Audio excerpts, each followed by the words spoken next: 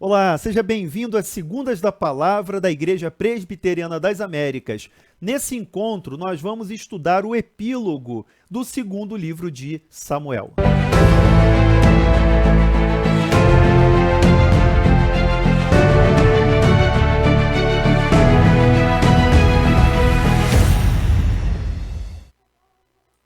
Meus irmãos, nessa parte final do segundo livro de Samuel, o escritor bíblico inspirado, ele fez um arranjo simétrico de eventos. Você vai perceber, se você olhar aí os capítulos 21 a 24 do segundo livro de Samuel, vai entender que há uma simetria nesse registro, é um arranjo simétrico. Como assim um arranjo simétrico? Você vai perceber que existem três estilos aqui, usados na parte final do livro, e eles são arrumados de uma maneira simétrica. Então você tem um registro histórico de juízo de Deus, no capítulo 21 e no capítulo 24. Então, capítulo 21, primeira parte, você tem o juízo por causa dos gibeonitas. E no capítulo 24, o juízo por causa do censo que foi levantado por Davi. Então, simetricamente, você tem esses dois eventos, né, no início e no fim, 21 e 24. Na sequência, você tem na segunda parte do capítulo 21 o registro sobre os homens valentes de Davi, os guerreiros de Davi. Isso vai acontecer também no capítulo 23, que trata dos valentes de Davi, na segunda parte do capítulo 23. E no meio, simetricamente, você tem o capítulo 22, que é uma poesia, que é, na verdade, o Salmo 18, não é na literalidade, né? Algumas expressões são diferentes do Salmo 18, mas praticamente é a redação do Salmo 18, poesia. E o início do capítulo 23 também é poesia, que são as últimas palavras de Davi. Então, o escritor bíblico, inspirado por Deus, ele fez esse arranjo simétrico, e você vai perceber fazendo aí essa análise, e no decorrer da leitura do texto você vai entender essa simetria, com dois eventos históricos, no início e no fim, 21 e 24, dois juízos de Deus. Nesse meio você tem os valentes de Davi, no capítulo 21, na segunda parte, e no capítulo 23, registro histórico dos heróis de Davi. E no capítulo 22, que é o Salmo 18, é uma poesia, e a poesia do capítulo 23, na primeira parte, que é uma poesia profética, quando Davi fala do seu reino e fala também daquele que será no futuro, né, o justo que domina sobre os homens no temor de Deus. Então, é interessante esse arranjo. Não há uma ordem cronológica. Se você perceber, essa parte final, o epílogo de 2 Samuel, não tem uma ordem cronológica em relação aos eventos anteriores. Aliás, muitos desses registros, né, eles foram colocados, apesar dessa parte final, eles fazem parte de outro momento da história de Davi. O próprio momento do Salmo no capítulo 22 se refere no início lá, quando ele foi livre da perseguição de Saul. Então você tem um momento histórico bem anterior. As batalhas ali contra os filisteus, os valentes de Davi, eles registram fatos que já tinham acontecido, não estão na sequência cronológica, portanto. E também o juízo, que acontece por causa dos gibeonitas, e o juízo por causa do recenseamento levantado ali por Davi. Então você tem esse arranjo na parte final. Então é bom a gente ter essa visão panorâmica do epílogo de 2 Samuel para a gente poder compreender, né, como é que foi arranjado, arrumado então nessa parte final o livro. Como já é tradição aqui nas nossas Segundas da Palavra, nós temos o nosso momento de louvor. Eu vou convidar aqui o nosso trio, né? Lenira, Eveli e Marina, que vão trazer um momento aqui de adoração, de louvor, e nós vamos juntos louvar ao nosso Deus. A voz, soldados seus, corajosos, pois em tudo defendei, erguendo para o céu, com valor sem temor por Cristo, prontos a sofrer bem alto erguer o seu perdão, firme sempre até morrer. Pois sejamos todos a Jesus fiéis e ao seu real perdão. Outros a vitória colhem os lauréis, a ele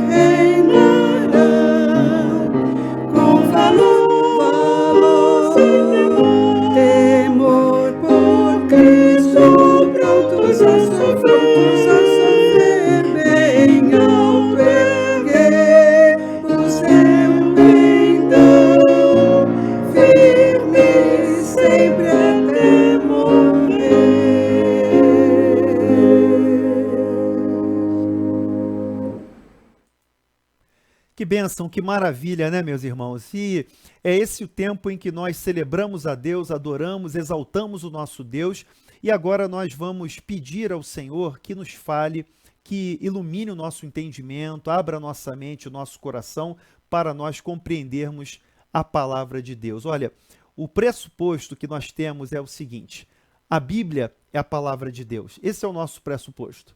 E nós precisamos da orientação de Deus, da iluminação do Espírito Santo sobre nós, para que Ele abra a nossa compreensão e nos capacite a estudar a sua palavra. Deus quer falar comigo, quer falar com você. E Ele faz isso através da sua palavra. A palavra de Deus é a verdade. E nós precisamos ouvir a voz do nosso Deus, e isso nós fazemos lendo a Bíblia, estudando a palavra de forma diligente, disciplinada, contínua. E assim nós somos edificados, fortalecidos no nosso Deus. Vamos orar, pedir agora a direção do Senhor, a graça do Senhor sobre nós, para que esse estudo seja produtivo, seja um estudo esclarecedor, abençoado, que nós possamos sair daqui transformados pela palavra de Deus. Todas as vezes que nós nos debruçamos sobre a palavra, nós somos transformados, nós somos abençoados. E esse é o nosso pedido nessa noite. Vamos orar. Senhor, te agradecemos pela oportunidade, pelo privilégio que o Senhor nos concede de juntos estudarmos a Tua palavra e juntos, ó Deus, meditarmos nas verdades que o Senhor registrou aqui para as nossas vidas.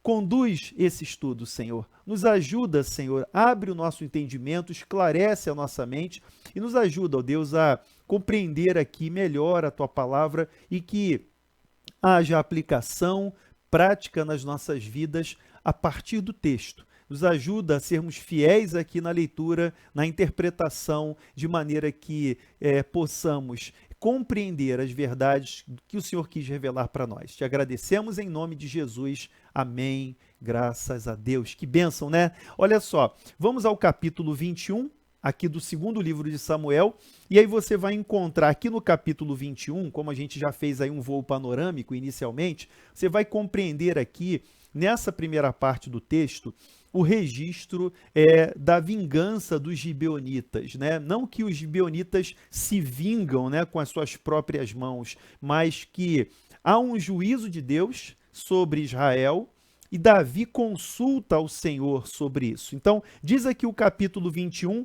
que houve em dias de Davi uma fome de 3 anos consecutivos. Irmãos, imaginem a seguinte situação, o cenário. Israel era uma nação agrícola. A economia de Israel era uma economia baseada ali na agricultura, na plantação, no gado, nas ovelhas. Então era uma economia agropastoril, né? E você tem essa dificuldade. O clima sendo contrário, gera essa dificuldade. Então houve uma fome de 3 anos consecutivos porque havia falta de chuva. Houve um tempo, então, de seca e 3 anos de fome em Israel, no tempo de Davi. Uma crise seríssima, uma crise importante aqui no reinado de Davi. Davi consultou ao Senhor e o Senhor lhe disse. Então, o primeiro ponto aqui, Davi foi buscar a Deus para saber, né, a razão, por que estava acontecendo aquele cenário, aquele momento de crise, de seca e de fome em Israel, e a resposta divina foi a seguinte: a culpa de sangue sobre Saul e sobre a sua casa. Por quê? Porque ele matou os gibeonitas. Então chamou o rei os gibeonitas e lhes falou. Os gibeonitas não eram filhos de Israel, mas do resto dos amorreus. Amorreus aqui, só para a gente abrir um parênteses, né? Em geral, o texto bíblico, e você vai ver essa referência aos amorreus diversas vezes aqui, aqui em 2 Samuel, em outros textos também do Antigo Testamento, muitas vezes o escritor do Antigo Testamento se refere genericamente, usando a expressão amorreu, ele se refere genericamente ao povo da terra de Canaã. Então, falando de uma forma genérica, né, os amorreus são aquelas pessoas da terra de Canaã, que foram encontradas ali, que estavam habitando a terra de Canaã, no momento em que Israel conquista a terra, né, sob o comando ali, e é claro, debaixo da ação de Deus, mas sob o comando de Josué. E falar em Josué é importante porque a razão dessa desse juízo divino, por causa da culpa de sangue sobre a casa de Saul, é que havia uma aliança entre Israel e os gibeonitas.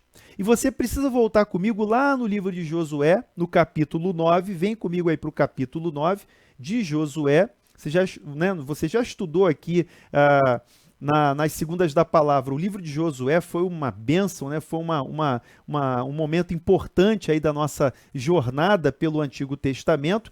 Então você tem aqui, no capítulo 9 de Josué, o estratagema dos gibeonitas.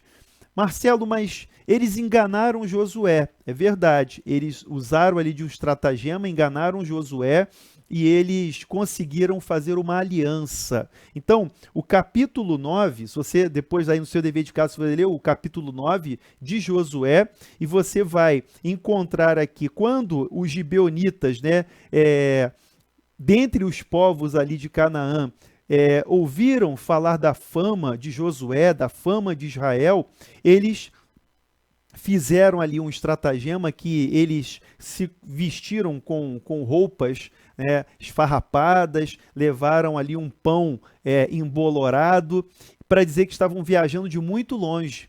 E assim eles conseguiram fazer uma aliança com Josué, com o povo de Israel. Você vai ver isso aqui em Josué capítulo 9, dos versículos 3 a 15, você vai ver essa aliança no capítulo 9, versículo 15. Josué concedeu-lhes paz e fez com eles aliança de lhes conservar a vida.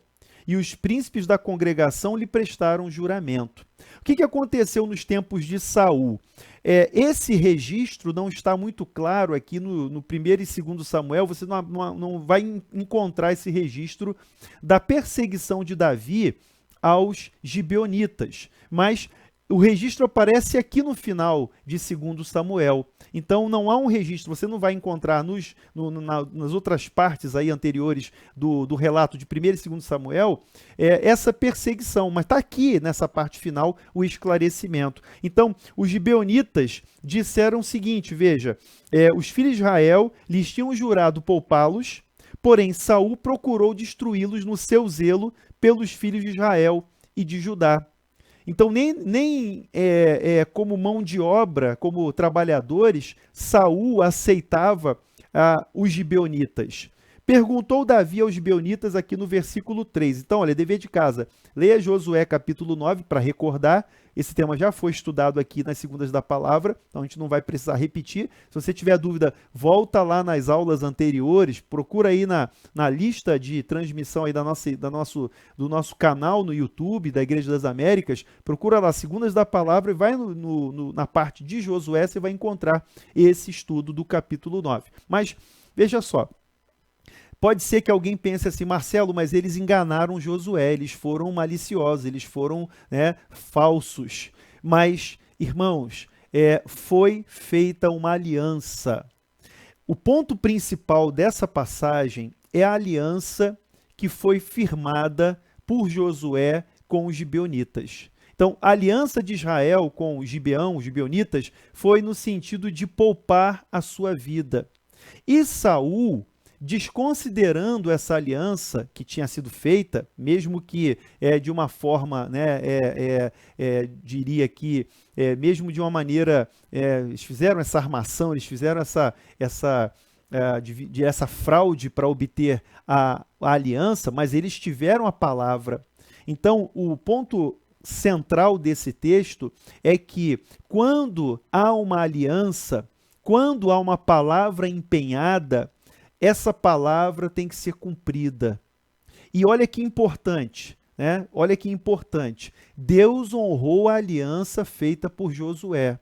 Então, quando Josué firmou a aliança com os gibeonitas, o nome de Deus aqui, a verdade, né, e a fidelidade de Deus é que foi ali invocada para aquela aliança. Então, isso é muito interessante. O contexto desse juízo divino é respondido por causa da perseguição promovida por Saul, quebrando aquela aliança feita por Josué. Então isso é muito importante. A gente tem que entender, e vai uma aplicação aqui já nesse ponto do nosso estudo, que nós devemos entender o seguinte: a palavra empenhada, a aliança firmada, ela tem que ser cumprida. Isso remete, num sentido mais amplo, à fidelidade de Deus. Isso remete à aliança que Deus tem com a gente. Deus é fiel. A aliança que Deus faz com a gente não é uma aliança entre iguais. Você já parou para perceber? Entendendo um pouco a teologia do pacto, entendendo um pouco a aliança que Deus estabeleceu conosco, não é uma aliança entre iguais. Muitas vezes as pessoas firmam contratos, firmam alianças, compromissos, mas eles estão numa posição de igualdade. Entre nós e Deus não existe igualdade. Deus é o Senhor da aliança e Ele estabelece o pacto de salvação para a nossa redenção, para a nossa salvação, e quando Deus declara a sua palavra, quando Deus empenha a sua palavra, quando Deus faz aliança, essa aliança é irrevogável, essa aliança é inquebrável, essa aliança não pode ser descumprida. E Deus vela pela sua palavra. Então, fazendo uma aplicação no sentido mais amplo e no tocante à nossa salvação, nós precisamos entender que Deus leva muito a sério a aliança, que Deus leva muito a sério o pacto firmado, o compromisso assumido, e Ele é fiel para cumprir aquilo que Ele promete. Por isso o juízo veio nesse tempo, porque mesmo na ignorância de Davi, porque Davi aqui estava inocente, tanto é que ele foi perguntar, consultar a Deus sobre o que estava acontecendo, e aí você tem nesse cenário aí o acontecimento da resposta de Deus dizendo, olha, há culpa de sangue sobre a casa de Saul. E qual foi a solução encontrada aqui? A gente tem muitas vezes no relato do Antigo Testamento saídas, situações que são estranhas para a gente hoje, ok?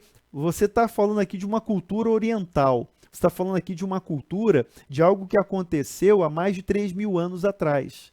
Davi é 1.000 anos antes de Cristo. Esse tempo aqui é 3.000 anos atrás, mais ou menos. Então, é um tempo diferente. A gente tem que entender, aqui no estudo bíblico, na interpretação da Escritura, nós temos que entender o contexto onde ele foi escrito, para quem ele foi escrito para Israel inicialmente, e como isso aplica para a gente hoje. Essa é a nossa missão, ao estudar a palavra de Deus. Então, o ponto principal é que Deus honra a aliança. Deus honra a aliança.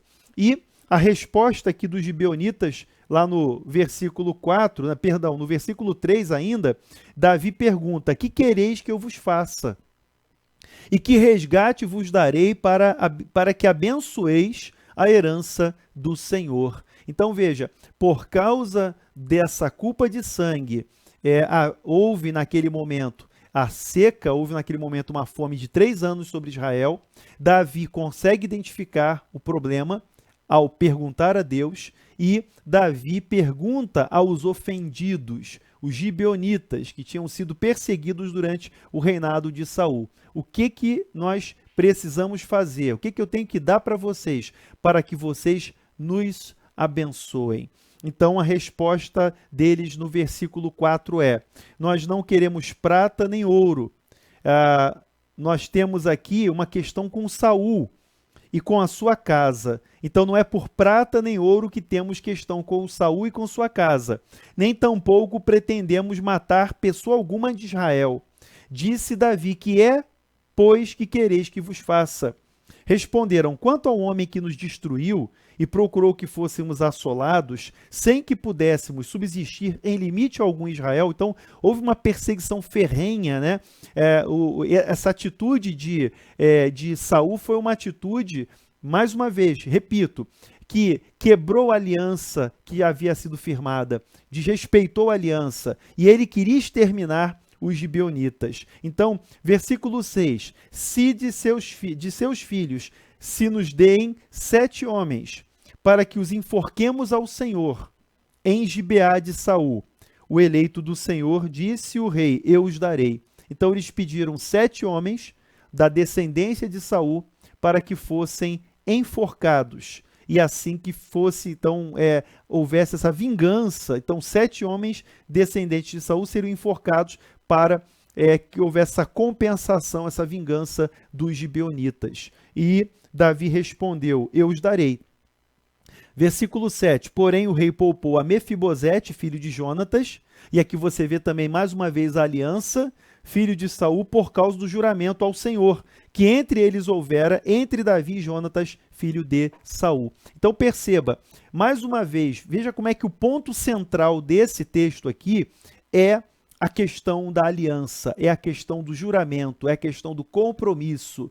Então, Davi entrega aqueles 7 homens descendentes de Saul, mas ele poupa Mefibosete. Mefibosete, que era filho de Jonatas. E havia uma aliança entre Jonatas e Davi, uma aliança em que eles prometeram, juraram diante do Senhor que seriam fiéis, que seriam amigos, né? Mesmo depois da morte. Davi mantém a sua palavra de fidelidade ao pacto firmado com o seu amigo Jonatas. Então ele poupa Mefibosete. Então você vai ter na sequência aqui, eu vou pular lá para o versículo 9, que aqui no versículo 8, ele vai falar sobre quem foram os homens que foram levados aqui para o enforcamento, e no versículo 9 diz assim: os entregou nas mãos dos gibeonitas, os quais os enforcaram no monte perante o Senhor, caíram os 7 juntamente. Foram mortos nos dias da ceifa, nos primeiros dias, no princípio da ceifa da cevada. Então, esse registro aqui é importante. O texto não está dizendo que eles já estavam colhendo alguma coisa, mas dentro do calendário, eles foram mortos na época da ceifa. Não está dizendo que houve ceifa, mas que eles foram executados ali no tempo da ceifa.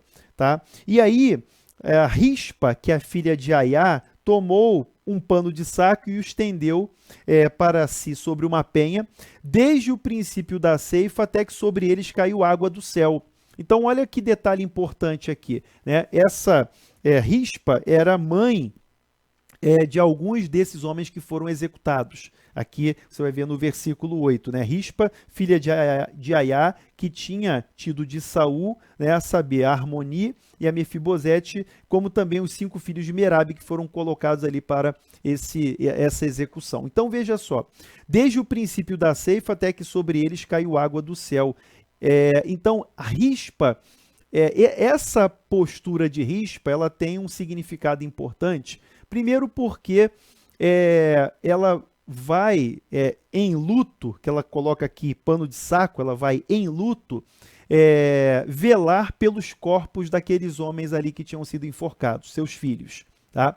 E é interessante também quando ele fala até o dia, até que sobre eles caiu água do céu. Então, ao mesmo tempo em que há um luto e em que ela vai aqui velar pelos corpos ali dos seus filhos, também é uma manifestação de fé, porque ela vai cumprir esse ato até o dia em que cai a chuva. Ou seja, quando o texto bíblico fala da chuva, dessa vinda da chuva, está apontando para a solução da questão, ou seja, o juízo haveria de passar. O juízo haveria de passar. Davi, então, tomando conhecimento disso, né, dessa postura de Rispa, que não deixou que as aves, né, ali se aproximassem dos corpos daqueles homens, né, dos seus filhos, e ela, dessa maneira, ela impediu que eles fossem vilipendiados ali pelas aves. Davi tomou conhecimento disso, mandou dar um sepultamento digno para eles, também mandou recuperar os ossos de Saul e de Jonatas, que tinham sido enterrados em Jabes-Gileade, e ele manda enterrar, né, os restos mortais de Saul, de Jonatas e desses homens que foram enforcados lá na sepultura de Quis, que é o pai de Saul, que era o pai de Saul. Isso você vai ver no versículo 14, né, completando esse ponto aqui. Enterraram os ossos de Saul e de Jonatas, seu filho, na terra de Benjamim, em Zela, na sepultura de Quis, seu pai. Fizeram tudo o que o rei ordenara. Olha o registro final do versículo 14. Depois disso, Deus se tornou favorável para com a terra. Então, a seca passou, a questão da culpa de sangue foi resolvida com os gibeonitas e Deus se tornou favorável para com a terra, ou seja, a terra voltou a receber chuva e voltou a produzir e aquela fome cessou. Então, pode parecer estranho para a gente hoje, né? A gente pode não entender muito bem esse texto hoje, diante da nossa realidade, irmãos, mas a gente precisa pensar no seguinte: Deus é soberano, Deus é Senhor de toda a criação, Deus continua sendo Senhor, Deus governa todas as coisas. E a providência de Deus, o que nós entendemos como a providência de Deus? A providência de Deus é esse agir, esse governo de Deus, e de maneira que Deus atua na realidade, Deus atua na história. Então ele vai, de alguma forma, ele vai abrir portas, ele fecha portas, ele atua de uma maneira soberana, segundo a vontade dele. E aqui o texto é importante porque ele mostra a sensibilidade de Davi em procurar em Deus a resposta para o problema que estava acontecendo.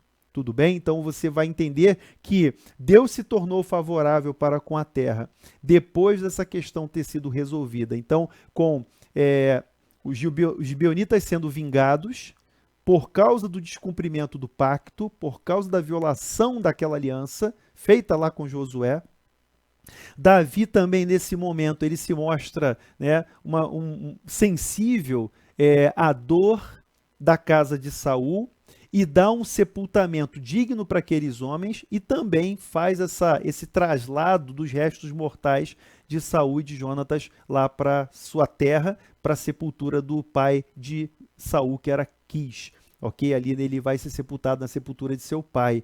Então você tem esse cenário importante registrado aqui no livro de 2 Samuel, no capítulo 21, tá bom? Então, fazendo o paralelo, eu vou pular para o capítulo 24, tá bom?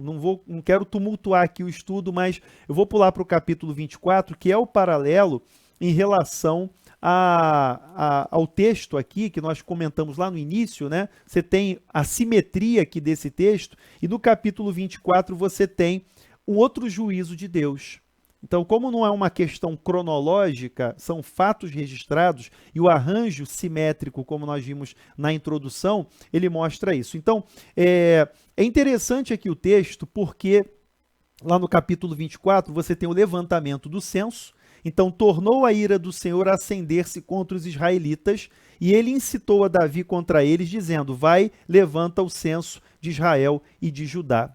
Esse ponto aqui é interessante, eu queria que você fizesse a leitura de 1 Crônicas, capítulo 21, versículos 1 a 6, tá? Para a gente fazer um paralelo aqui, porque esse é um texto difícil, tá, irmãos? Confesso aqui que é um texto de difícil interpretação, mas vamos lá para 1 Crônicas, capítulo 21, tá? 1 Crônicas, capítulo 21, versículos 1 a 6, tá? Os livros de Crônicas, 1 e 2 Crônicas, se vocês que já leram, vão lembrar que eles repetem muitos eventos dos livros de Samuel.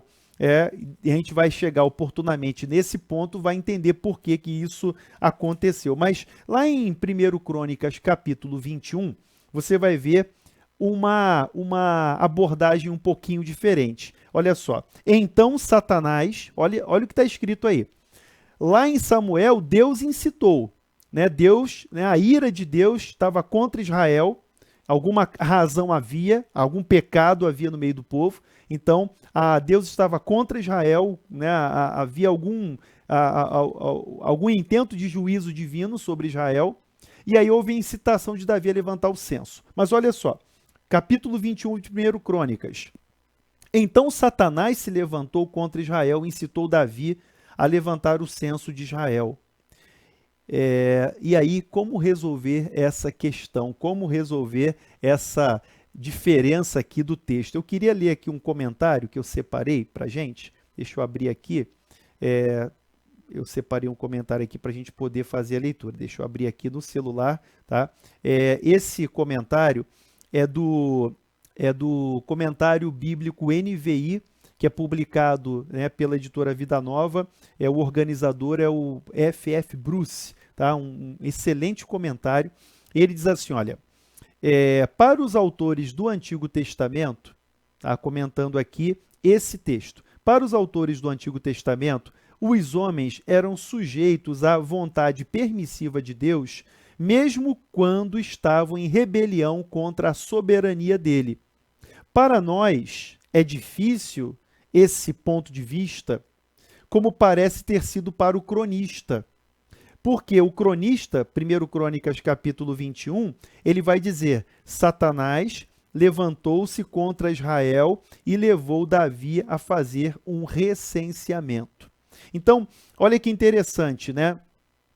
O autor aqui, você percebeu aqui o comentário desse autor, lá do comentário bíblico NVI, quando fala de 2 Samuel, capítulo 24, fazendo paralelo com 1 Crônicas, capítulo 21, ele vai dizer isso. Para os autores do Antigo Testamento, a gente pensa o seguinte, né? Na verdade, é o mesmo evento, ele está sendo narrado de duas maneiras diferentes. Não há uma contradição entre os dois textos. E nós vamos entender por quê. Não há uma contradição entre os dois textos, tá? Lá em Samuel, nós vimos que Deus incitou. E em Crônicas, né, a abordagem do autor de Crônicas é Satanás se levantou contra Israel e levou Davi a fazer um recenseamento. Como entender essa aparente contradição? Texto bem interessante aqui para o nosso estudo. É o seguinte, irmãos, Deus é soberano. Deus é soberano, tá? Satanás, e cuidado com o que eu vou falar agora, com muito cuidado, tá? Com muito carinho, com muita atenção, tá? Cuidado para não desviar a atenção agora não. Mas Satanás é servo de Deus. Essa é a verdade. Satanás, ele não é um Deus. Satanás, ele não é, se a gente fosse maniqueísta, né, os maniqueístas, eles sempre ficam ali com aquela ideia de uma luta contra o bem e o mal, entre o bem e o mal. O bem lutando contra o mal, aquela eterna luta. Isso não existe. Nós não somos maniqueístas. A ideia de maniqueu é essa. E muitos cristãos acabam caindo nesse equívoco. Tá? Muitos acabam sendo levados para esse lado, de um maniqueísmo. Satanás e Deus, né? Deus e o diabo na terra do sol. Satanás e Deus em oposição. Na verdade, o diabo, Satanás, é o inimigo das nossas almas. O diabo, Satanás, é o nosso inimigo. E ele está submisso à vontade de Deus. Essa é a ideia. Por isso que o autor de Crônicas, e aí dentro dessa interpretação feita aqui pelo comentarista, lá do comentário NVI, ele vai dizer exatamente isso. Para nós, assim como para o cronista, né, o registro quando fala que Satanás incitou Davi, na verdade, né, a gente vai lembrar de Tiago. Lembra quando Tiago diz assim, olha, ninguém ao ser tentado diga, né, por Deus sou tentado. Por quê? Porque Deus a ninguém tenta. Deus não tenta ninguém, mas nós somos tentados quando atraídos e engodados pela nossa própria cobiça. É o que o apóstolo Tiago escreve na sua carta, no seu livro lá no Novo Testamento. Ninguém ao ser tentado, está lá no capítulo 1 de Tiago, ninguém ao ser tentado diga de Deus ou por Deus sou tentado. Mas cada um é tentado quando é atraído e engodado pela sua própria cobiça. Cobiça que é o desejo exacerbado, né? É a vaidade, é o pecado que habita em nós, ainda uma remanescente de pecado que há em nós e que é por aí que nós somos tentados. A Bíblia relata que o diabo é o tentador, Satanás é o tentador. Você vai ver isso em todo o texto bíblico, inclusive no Novo Testamento, Satanás sendo descrito como o tentador.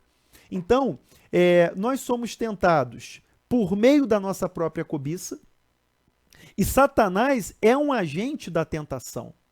Então, dentro desse contexto, dentro desse ponto aqui, o que nós precisamos mais uma vez registrar? A soberania de Deus, a soberania de Deus e a responsabilidade humana. A soberania de Deus, porque ele governa sobre todas as coisas, até sobre Satanás. Então é por isso que no livro de Samuel, no capítulo 24 de 2 Samuel, o autor bíblico, ele coloca Deus em evidência. Tornou a ira do Senhor acender-se contra os israelitas. E aí vem, e ele incitou a Davi contra eles, dizendo, vai e levanta o censo de Israel e de Judá. Se você juntar os dois textos, vai entender, vai compreender que o agente da tentação é Satanás. É Satanás que tenta Davi, que incita Davi, vai e levanta o censo de Israel. Mas tudo isso acontece debaixo, né, como eu li aqui no comentário NVI, você tem debaixo da vontade permissiva de Deus, que é a visão dos autores do Antigo Testamento. Então, a visão dos autores, dos escritores do Antigo Testamento, é uma visão da vontade permissiva de Deus, ou seja, Deus soberano, ele reina, e a ira de Deus se acendeu contra Israel, ou seja, havia pecado em Israel, Deus não se ira à toa, Deus não se ira de graça, Deus não é injusto, havia pecado em Israel e Deus autorizou Satanás a incitar Davi. É assim que a gente deve fazer a leitura do texto, para não haver confusão na mente da gente. Ora, aqui é Deus e lá é Satanás. Deus autorizou Satanás a tentar Davi, a incitar Davi, para que ele levantasse o censo. A questão aqui é importante, o que a gente deve perceber? Lembra do livro de Jó? A gente ainda não estudou o livro de Jó aqui nas segundas da palavra, mas vamos lembrar do livro de Jó. No livro de Jó, nós temos também um cenário, né? E você vai ver como é que é a percepção dos autores do Antigo Testamento. E Jó, ele é contemporâneo aos patriarcas. O livro de Jó é muito antigo, ele é contemporâneo aos patriarcas, ou seja, muito antes dessa realidade aqui estudada no tempo de Davi. Mas no livro de Jó você tem um relato que quando os filhos de Deus se apresentaram diante de Deus, Satanás veio junto. E Deus pergunta, de onde vens? Eu venho de rodear a terra, venho de, tô por aí, tô aí, vendo, observando os homens. E aí você tem aquele diálogo, registrado no livro de Jó, entre Deus e Satanás, acerca de Jó. E aí Satanás diz, mas também você dá tudo para ele? Então, eu não vou entrar muito em Jó aqui, não é o momento, mas só para a gente entender que na concepção dos autores do Antigo Testamento, essa ideia da vontade permissiva de Deus, essa autorização que Deus dá, para que Satanás possa agir. Entendendo o quê? Que Deus é soberano. E entendendo, irmãos, para que não haja aqui um mal entendido, entendendo que o diabo não faz nada se Deus não autorizar. O diabo não faz nada se não houver uma permissão de Deus. Marcelo, como entender isso? Olha, para a gente, para nossa mente finita é muito difícil. Mas eu devo lembrar do seguinte, não nos sobreveio tentação que não fosse humana. É o que o apóstolo Paulo vai dizer lá no Novo Testamento. Não vos sobreveio tentação que não fosse humana. E o Senhor, junto com a tentação, também provê o escape. Junto com a tentação, Deus provê o livramento, Deus provê o escape. Mas tem um detalhe importante. Existe a responsabilidade humana. Davi poderia ter evitado isso? Sim ou não? Sim. Davi poderia ter evitado isso. E por isso que esse texto é simétrico, por isso que eu estou aqui já tratando do capítulo 24, para a gente poder compreender essa realidade, irmãos. Por quê? Lá no capítulo 21, Davi percebeu que havia um juízo sobre Israel, por causa daquela seca. Ele percebeu isso. E Davi pede a orientação de Deus. Davi consulta a Deus. Aqui no capítulo 24, ele é incitado. E aí, fazendo paralelo com 1 Crônicas, capítulo 21, Satanás desperta em Davi esse desejo de fazer o censo. Hoje, para a gente, um censo não é nada demais. É mais uma questão aqui para a gente compreender o contexto. O censo para a gente hoje não é nada demais. Quando se fala em censo, olha, eu vou ter o censo da população brasileira. Ora, é natural, isso virou uma prática comum e é uma forma até de você implementar políticas, né, educação, previdência, tudo isso é importante. A gente conhecer, né, a nossa população, a realidade da nossa população, e isso modernamente é natural. Mas naquele tempo, o censo implicava, né, para Davi, e aí esse é o ponto fundamental, você vai ver isso na reação de Joabe. Davi, na verdade, ao mandar levantar o censo, havia vaidade no coração de Davi. Nesse momento, Davi, sendo ali provocado pelo diabo, provocado por Satanás, ele acaba cedendo. Lembra? Tiago diz, ninguém ao ser tentado diz sou tentado por Deus, mas cada um é tentado quando atraído e engodado pela sua própria cobiça. A vaidade é uma forma de cobiça, a vaidade é uma forma de concupiscência que nós temos, né? Como nós somos vaidosos, né? Vamos abrir o coração diante de Deus, irmãos. Como nós somos vaidosos, como nós nos envaidecemos por quase nada, como nosso coração é corrupto, como nosso coração é enganoso. E muitas vezes nós pretextamos uma certa humildade. Nós temos uma aparência de humildade, mas no fundo, no coração, lá nós temos vaidade. E a gente precisa reconhecer isso. E o problema de Davi foi que ao determinar o levantamento do censo, havia vaidade no coração de Davi. Então, isso foi um teste, isso foi uma tentação e Davi cedeu à tentação. Vamos lá ao texto, capítulo 24. Então, no versículo 2, ele diz assim, olha, disse, pois, o rei a Joabe, comandante do seu exército. Lembra do Joabe, né? O velho Joabe, firme e forte aqui ao lado de Davi. Percorre todas as tribos de Israel, de Dan até Berseba, e levanta o censo do povo, para que eu saiba o seu número. Olha o que Davi disse para Joabe. Olha a resposta de Joabe. Olha como é que o pecado jaz à porta. Como Deus fala lá no início para Caim, né? Lembra lá no início em Gênesis? Caim, por que descaiu o seu semblante? Se você fizer o que é bom, você não vai ser aceito? Agora, o pecado jaz à porta. O desejo do pecado é contra você, mas a ti cumpre dominá-lo. A ti cumpre dominá-lo. Resposta de Caim. Caim saiu, atraiu o seu irmão para o campo e matou o seu irmão. Então, olha como é que Deus fala, olha como é que Deus usa. E aqui, Deus usa Joabe para falar com Davi. Deus avisa e Joabe diz assim, olha, ora, multiplique o Senhor teu Deus a este povo 100 vezes mais, e o rei meu Senhor o veja, mas por que tem prazer nisto o rei meu Senhor? Irmãos, para tudo aí, para tudo aí que você está fazendo, para. Olha para mim aqui. Quantas vezes, tá? Vamos fazer uma aplicação aqui para a nossa vida. Quantas vezes nós somos advertidos? Quantas vezes nós somos repreendidos? Quantas vezes nós somos alertados? Mas mesmo assim nós insistimos na nossa vontade. Quantas vezes Deus fala conosco através da sua palavra? Ou então Deus usa alguém para falar com a gente? Deus usa um irmão, uma irmã, uma pessoa que é usado ali, às vezes nem sabe, mas fala alguma coisa para a gente. Ou alguém que percebe, olha, esse caminho não é bom, Marcelo, não faz isso, não vai por aí. Mas a nossa obstinação, a nossa dureza de coração faz com que a gente não ouça essas advertências. E aí, você vê o exemplo aqui no texto com Joabe. Ora, o rei, para que isso, rei?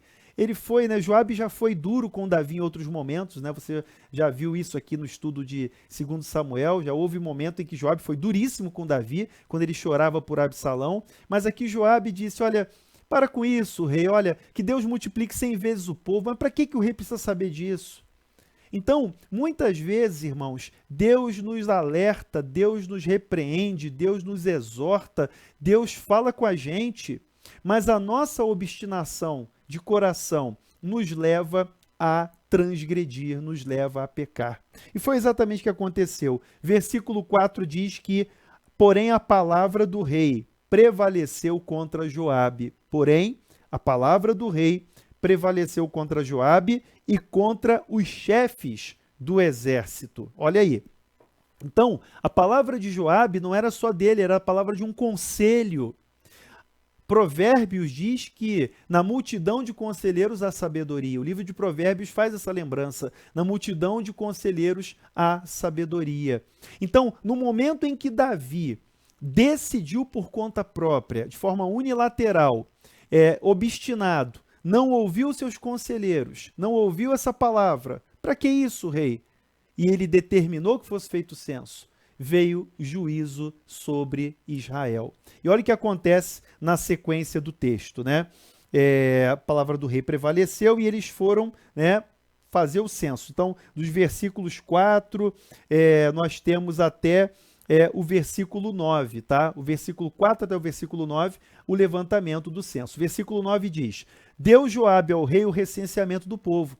Havia em Israel 800 mil homens de guerra que puxavam da espada. Em Judá, 500 mil, ou seja, 1.300.000 guerreiros. O objetivo era saber qual o tamanho do nosso exército. 800 mil homens de guerra em Israel, 500 mil em Judá, ou seja, 1.300.000 aí que nós temos nessa conta do recenseamento. E olha que eles não foram em todos os lugares. Eles não foram em todos os lugares, né? Omitiram alguns lugares aí, tá bom? Então, o versículo 10 mostra que Davi percebe o seu erro. Diz aqui o versículo 10: Sentiu Davi bater-lhe o coração, depois de haver recenseado o povo, e disse ao Senhor: muito pequei no que fiz. Porém agora, ó Senhor, peço-te que perdoes a iniquidade do teu servo, porque procedi muito loucamente. Irmãos e irmãs, por que Davi é conhecido como homem segundo o coração de Deus? Você vai ver mais à frente, quando nós começarmos os livros de Reis, primeiro e segundo Reis, a gente vai ver mais adiante que não houve nenhum rei como Davi. Você vai perceber isso quando você estudar os livros de primeiro e segundo Reis. Não houve rei como Davi. Não houve rei que fosse fiel a Deus como Davi. Mesmo naqueles reis que foram bons aos olhos do Senhor e que fizeram reformas, como Josias e outros reis, eles não chegaram ao nível de Davi. Por que Davi é conhecido como homem segundo o coração de Deus? Porque Davi conhece o caminho do arrependimento. Davi pecou? De novo. Aqui, mais um pecado de Davi, mais um erro de Davi. Mas, quando vem a resposta do censo, aquela vaidade se transforma ali num gosto amargo de ter desobedecido a Deus, de ter agido por conta própria. Então aquilo pesou no coração de Davi, bateu no coração de Davi, por ter recenseado o povo, e ele confessa: muito pequei no que fiz. Então, um ponto fundamental aqui do texto, e reforçando, Davi é conhecido como homem segundo o coração de Deus, não porque ele é perfeito, o que ele era perfeito, não por seu acerto, né, em 100% das situações, não. Ele é um homem segundo o coração de Deus porque ele conhece o caminho do arrependimento. Ele reconhece o seu pecado, ele confessa o seu pecado e ele pede aqui pela misericórdia de Deus. Ele pede: peço-te que perdoes a iniquidade do teu servo. Por quê? Porque procedi muito loucamente. Irmãos, veio aqui na sequência, né, ao levantar-se pela manhã, Davi, no versículo 11, veio a palavra do Senhor ao profeta Gade, vidente de Davi, dizendo. Então, o profeta Gade traz a resposta de Deus. Veio a palavra dizendo: vai e dize a Davi, assim diz o Senhor, três coisas te ofereço. Escolhe uma delas para que ta faça. Veio, pois, Gade a Davi e lhe o fez saber, dizendo: queres que 7 anos de fome venham sobre a sua terra, sobre a tua terra? Ou que por 3 meses fujas diante dos teus inimigos e eles te persigam? Ou que por 3 dias haja peste sobre a peste na tua terra? Então, 3 possibilidades aqui, duríssimas, né? 3 opções horríveis para Davi escolher. 7 anos de fome. E a gente viu no capítulo 21 que houve 3 anos de fome por outro motivo. 7 anos de fome. 3 meses sendo, né, perseguido pelos inimigos. 3 meses sendo derrotado, fugindo dos seus inimigos. 3 dias de peste. Qual é a escolha, Davi? O que você faz? Que difícil essa escolha, né? Davi responde: estou em grande angústia, lá no versículo 14. Estou em grande angústia, porque nenhuma das opções era boa. Mas ele diz: porém, caiamos nas mãos do Senhor. Porque muitas são as suas misericórdias, mas nas mãos dos homens não caia eu. Então ele deu a resposta ao vidente, né? E Deus enviou a peste. 3 dias de peste, irmãos. Nesses 3 dias de peste, morreram 70 mil homens. 70 mil homens morreram de Dan até Berseba, morreram em 3 dias. E você vai ver aqui na parte final, né, a gente já caminha aqui para a conclusão desse estudo, na parte final da praga, o anjo do Senhor, ele estende a mão sobre Jerusalém para a destruir. A peste chega a Jerusalém para a destruir. E o texto, mais uma vez, né, e a gente tem que ter muito cuidado aqui, na linguagem usada pelo autor bíblico do Antigo Testamento, ele usa aqui uma linguagem que é chamada de antropopatia. Antropopatia. Homem, né? Patia, você diz respeito, você está identificando aqui com humor, né? Com algum tipo de questão, né? Você tem simpatia, empatia, antipatia. Então, a ideia de patia tem a ver com uma manifestação anímica do homem, né? Essa ideia. Então, quando a gente fala de antropopatia, a gente está usando aqui para Deus, né? É uma linguagem de acomodação para a nossa compreensão, é uma linguagem de acomodação, usando para Deus esses sentimentos humanos. Deus não é homem para que minta, nem filho do homem para que se arrependa. É o que diz o profeta. Deus não é homem para que minta, nem filho do homem para que se arrependa. Quando o texto fala que o Senhor se arrependeu do mal, significa que Deus perdoou o pecado, Deus ouviu a oração, Deus entendeu que era suficiente e Deus retirou a praga, Deus retirou a peste. Essa é a ideia.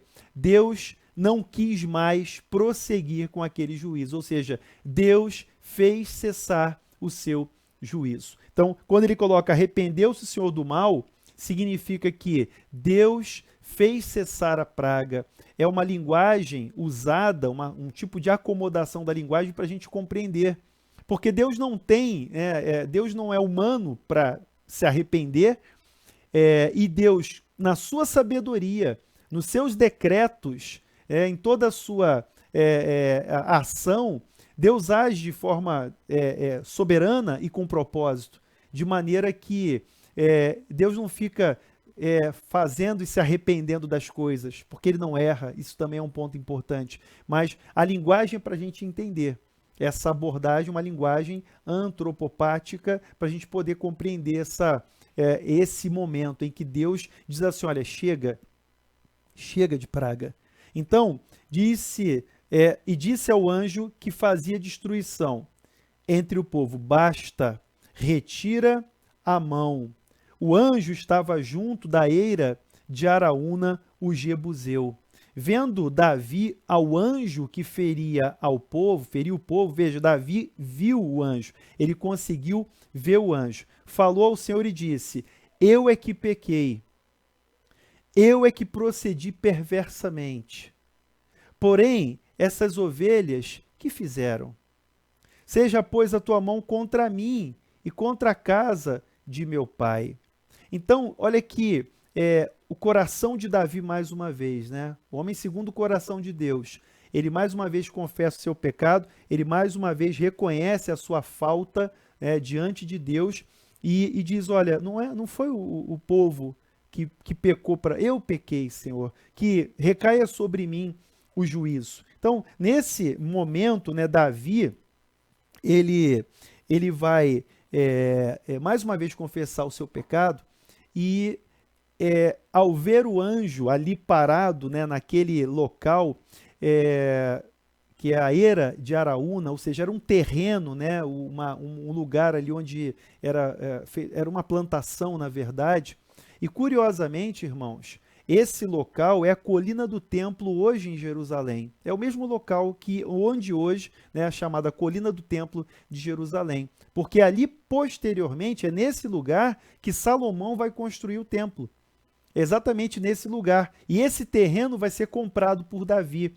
Então, a parte final aqui do capítulo 24 vai mostrar essa providência de Davi ao comprar a eira de Araúna, o Jebuseu. Ele vai comprar essa terra, esse pedaço de terra, e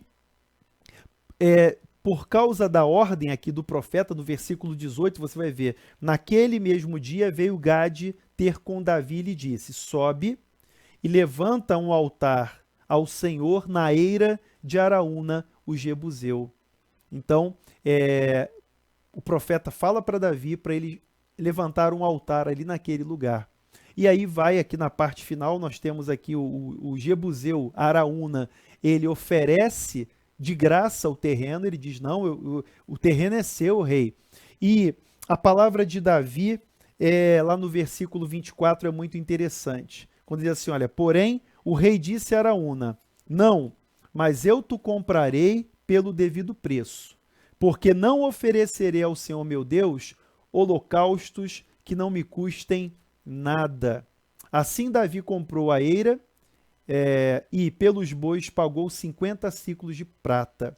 O livro de 2 Samuel termina dizendo o seguinte, no versículo 25, edificou ali Davi ao Senhor um altar e apresentou holocaustos e ofertas pacíficas. Assim, olha como é que termina o livro. Assim, o Senhor se tornou favorável para com a terra e a praga cessou de sobre Israel. E é interessante, né, só fazendo mais um paralelo, o início do livro, 1 Samuel, lá no início, você vai encontrar os filhos de Eli, o sacerdote, tratando de forma profana o sacerdócio. Lembra que o sacrifício era feito em Siló, onde ficava Samuel, Eli, né, na verdade Eli, e os filhos de Eli, eles eram homens profanos, homens que violavam a aliança do Senhor, e aqueles homens desonravam a Deus no sacerdócio. Você vai ver então o caminho da restauração aqui, terminando segundo Samuel, que no capítulo 24, versículo 25, Davi edifica um altar ao Senhor, ali em Jerusalém, na eira que era de Araúna, naquele terreno que ele compra. E importante essa fala de Davi quando ele diz assim, olha, eu não vou oferecer a Deus holocaustos que não me custem nada.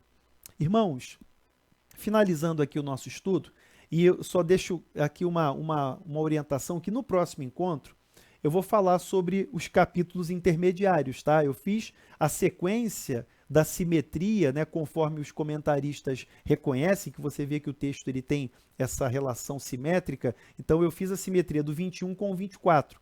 No encontro da semana que vem, eu vou pegar a segunda parte do 21 e vou até o capítulo 23, para a gente poder fechar esse epílogo do segundo livro de Samuel. Mas, terminando aqui o nosso encontro, eu queria fazer algumas considerações finais sobre essa questão. Veja, Davi termina dizendo que não vai oferecer a Deus holocausto que não lhe custe nada. A gente tem que entender essa fala de Davi, dentro da realidade da nova aliança também, que nós não somos salvos por obras. Lembra disso. Efésios capítulo 2, lá no versículo 8 diz, porque pela graça sois salvos mediante a fé. Isso não vem de vós, é dom de Deus. Não vem de obras para que ninguém se glorie. Então, somos salvos pela graça. Davi sabia disso. Davi sabia disso. Ele conhecia a graça de Deus. Ele conhecia a misericórdia, o perdão, o caminho do arrependimento. Ele tinha essa percepção, ele entendia muito bem isso. Mas no momento em que ele vai oferecer ali aquele lugar, e ali vai ser levantado um altar ao Senhor, ele fala isso, olha, eu não vou oferecer holocaustos que não me custem nada, eu vou pagar o preço justo. E o que isso tem a ver com a gente?